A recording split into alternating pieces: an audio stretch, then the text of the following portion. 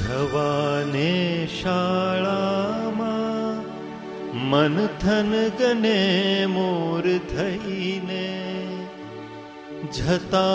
नित्ये प्रीते दफ्तर भरी सज्ज थईने मळेला संस्कारो सभर भरी मानीय ममता उमेराता एमा नित नित नवा भाव क्षमता भणी नोखा नोखा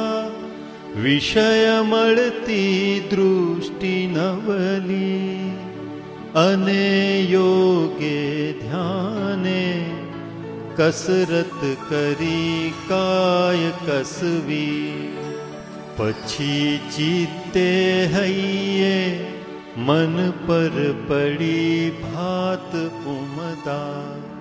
खरे विद्या सो है विनय भर व्यवहार करता विवेक आनंदे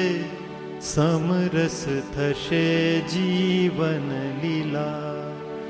समाजे चिंधेला नियम भरवा मूल्य नवला भूसाया भेदो सो हृदय जग बंधुत्व भजशु पशु पंखी वृक्षो सहुय सह अस्तित्व रचशु उछेर्या माँ बापे पण अवर तू